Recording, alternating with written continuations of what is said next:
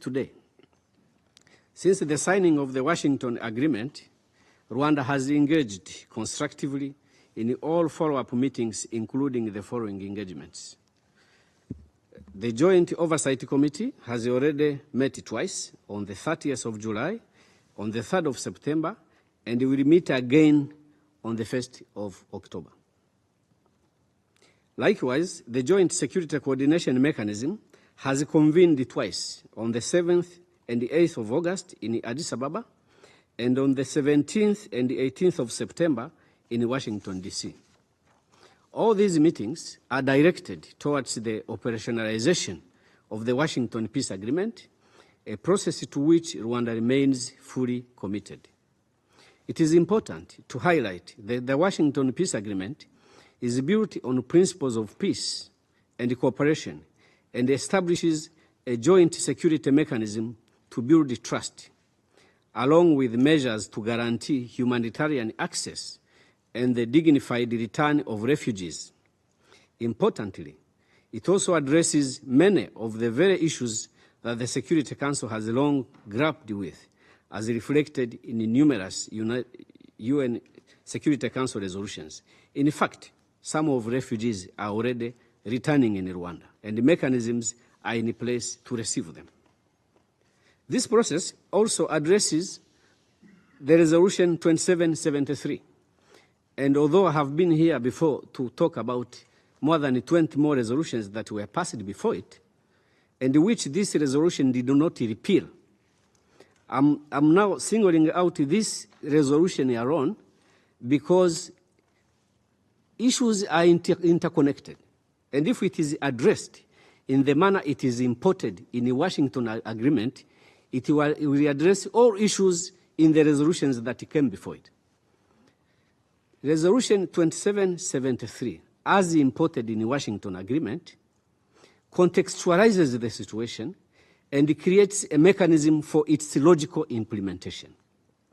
So indeed, if this council, which I believe supports the Washington Agreement, then you must also be able to support the process in which the Washington Agreement intends to implement this resolution.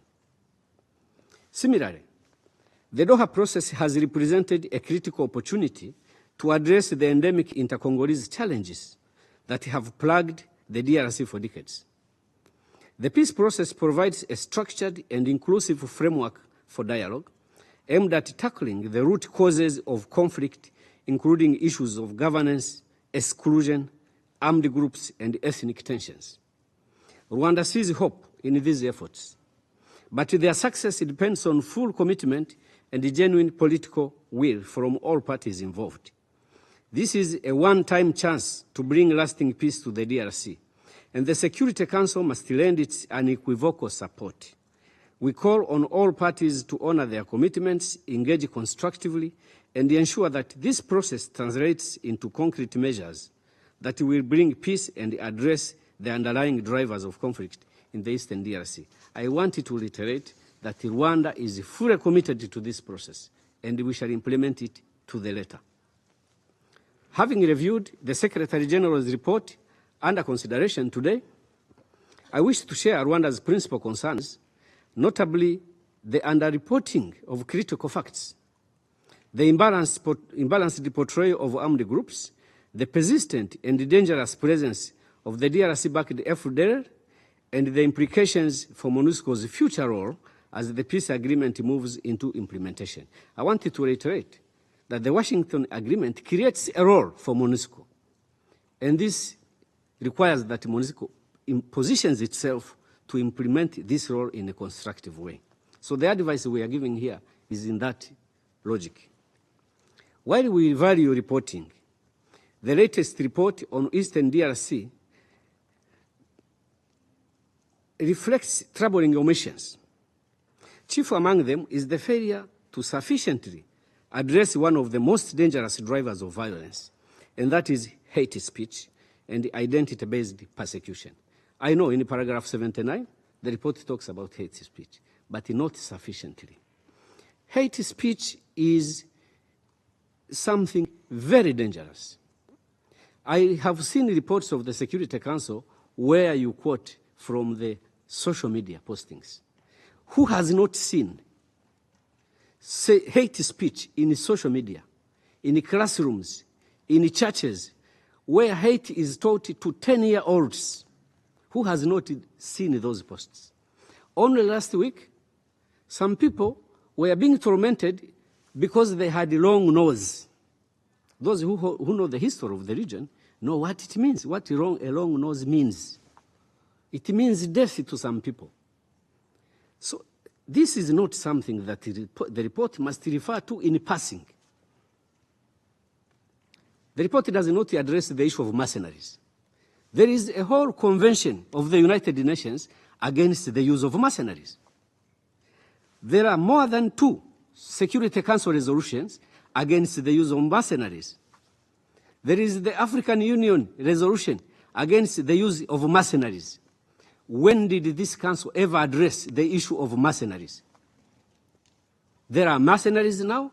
There were mercenaries before. When they were flushed out of the forests, everyone was there to see. Why is it that the Security Council treats this as a non-issue? And why is it that MONUSCO does not consider this as an issue? Why is Rwanda concerned? Because it is just across our border. Kinyarwanda-speaking Congolese communities, including Banyamulenge in South Kivu, are being singled out for expulsion and extermination. Again, who has not seen or who did not hear that there was an ultimatum given in Uvira for Tutsis to leave the country, a 10-day ultimatum? I met one senior official of the UN on the 8th day to ask why the UN had been silent all along. A commander of the army issues an ultimatum for the ethnic group to leave the country. Where was the emergency meeting to address that? Why is the UN until now silent about it? Is it normal that an ethnic group is ordered to leave the country of their origin to go to where they are perceived to believe, to belong? Because telling the truth is the only thing we can do here. And we will not tire repeating it and repeating it. Decisions will remain entirely yours. But the truth of the matters, we shall continue to tell. FDLR, that is backed by the DRC government, has an origin in the force that killed 1 million Rwandans. It is the only genocidal group that remained in its military formation in known locations with the same intentions undisturbed for the period of 31 years now. There is not any other single group I know in the history that committed the genocide, remained in that military formation, kept their arms, regrouped, got supported, remained pursuing its intent for 31 years, and today the report says they have strongholds undisturbed. That is FDLR. That is discussed here as a non-issue. Actually, let me say something that you may not have to provide an answer for, but take time to reflect about it. FDLR is within FARDC, and it is known, it is in your reports. FDLR is assisted by the DRC government. It is there, it is known, it is in your reports. MONUSCO cooperates with the DRC government, with DRC army, knowing FDLR is within DRC army. And what MONUSCO does, and this is on record, is to avoid units and battalions in which FDLR is deployed. So which standard is that? That there is a formal military cooperation between a UN force and a government force that has a genocide force within it, as long as they are not kept in the same units. Formally, that is the position of MONUSCO.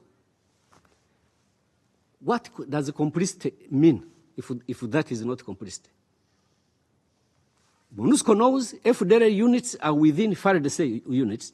What they do is just avoid those. So you can use them elsewhere as long as we don't mix. But you are in the same efforts. Same military efforts, same military campaign. How did it occur in the wisdom of this council to form that partnership against M23, against Rwanda? M23 are Congolese who are being expelled from their country. Rwanda is a country that suffered the genocide at the hands of FDLR, and which has suffered 21 more attacks after 1994. If 21 attacks by a non-state group supported by a state member to the UN, if it does not constitute the reason to activate Article 51 of the Charter, which justifies that? Which threshold does exist? 21 attacks in the period of 31 years. If you wanted to know how many times FDLR has attacked Rwanda, look at how many travel advisories some of your countries have issued. Because every time they attack Rwanda, you advise your citizens not to go to that part of Rwanda. So you can just correct those advisories. You will know how many times FDLR has attacked Rwanda. And we are being advised to lift our defensive measures when FDLR has strongholds that Madam Keita is telling us. It happened once to us in 94. We took advice from preachers and hid in churches, and we were slaughtered like cows. It will never happen again. Thank you very much, Mr. President, and I will make good use of your time. Indeed, FDLR are Rwandans, and in Rwanda is where they should be. And this is what we're asking for DRC to do.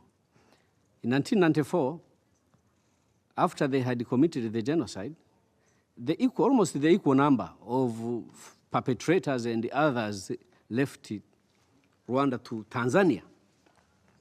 But because Tanzania handled the situation in a right way, we do not have a problem now with Tanzania. You have that history. You were involved through UNHCR you saw the process, how they were disarmed, settled in camps, and later on repatriated back to Rwanda. The problem we have with the DRC is they chose the opposite direction, to arm them, reorganize them, continue to support them until now. And we have a report 31 years later that says they even have strongholds in the DRC. So that is the problem. It's not about whether they are Rwandese or they are not. These are people, Rwandans, yes, who killed our people, who want to continue killing. The intent, they still have that genocidal intent. And who should not be there, who should be neutralized. Now, the question of minerals, no, we have no problem with the DRC minerals. Rwanda has we have our own minerals. Maybe the challenge DRC has is that as much as we may not have as much, there is a visible impact on how we use what the little we have.